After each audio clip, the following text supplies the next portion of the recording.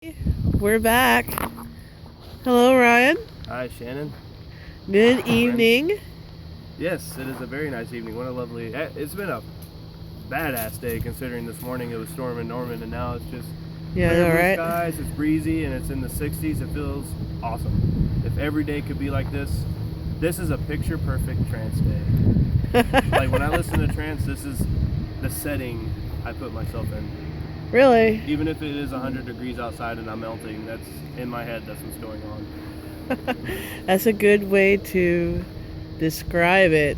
I was thinking to myself, the trance lyrics, you definitely have a couple of, common themes, sky, rain, water, love, floating, Good feelings. yes, Good good feelings. ethereal, Even trance down there without feeling. lyrics, like just solid uplifting.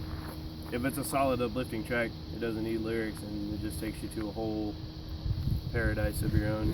Whatever you imagine paradise to be, that's where it should take you, I think. Well In my said. opinion. Well said.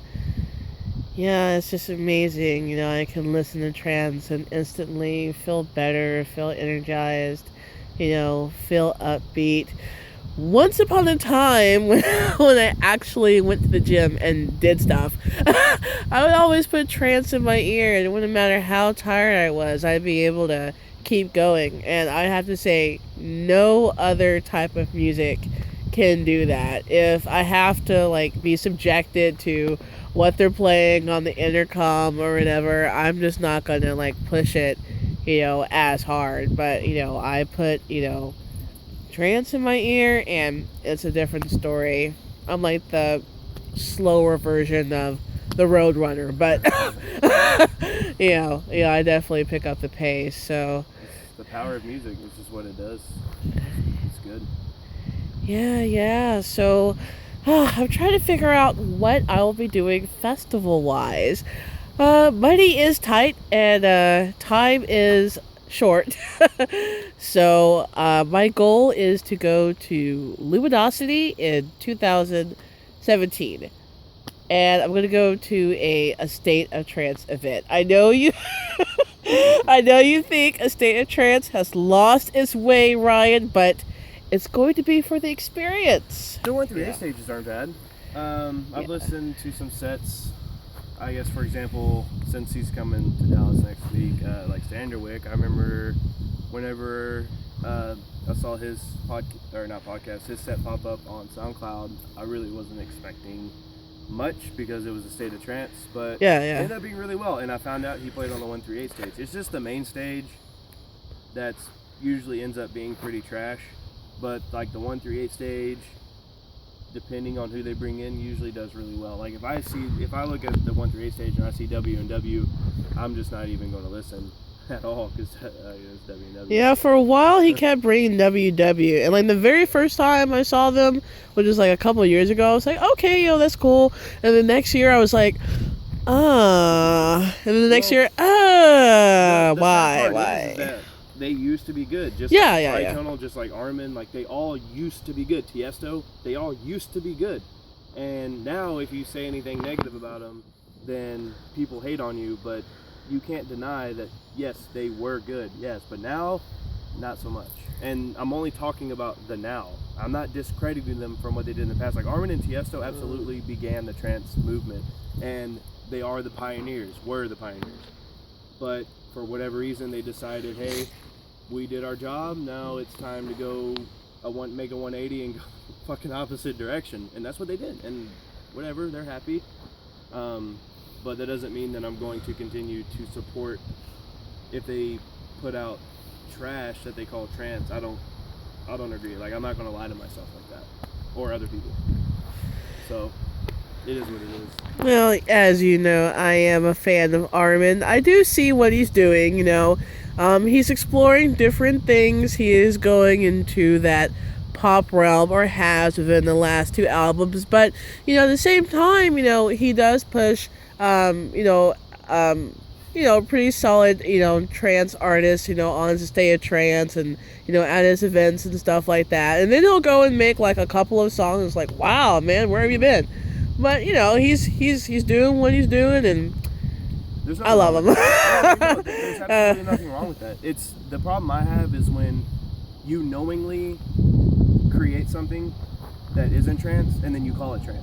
Yeah. Like, you already know that it's not that, but you're just doing it, and that's my problem. Like, I probably don't articulate that very well, but that's the root cause. That's my issue with people like Armin or Tiesto. They'll knowingly make something that isn't trance at all, by definition or by any stretch of the imagination, and then they'll call it trance, and everyone's like, "Oh my god!" I don't like that. I just can't get behind things like that. But Armin is a great DJ. There's no denying that. Always has been, and probably always will be. He's a great freaking DJ. He'll DJ anything, and he's good at it. So I will always credit him as a DJ. Phenomenal. Just definitely, at least, he's always going to be in the top DJs. You know, he's good. He's been doing it for 20 years, I guess. For me, it's been Ferry Corsten, and I know a lot of people, wanted to throw shade at him and Marcus Schultz when they formed New World Punks, but the way I see it is it's just like a side project. It's just something that they want to do, and it's what separates, in my opinion, and excuse me for the congestion, guys, allergies, but, the difference between them and certain individuals who shall not be named, is that they do side projects, but they always come back to trance, and they show that, they can polish a turd and make it into something like, I don't know what people feel about this, but I personally liked Armin van Buuren's remix of Let It Go.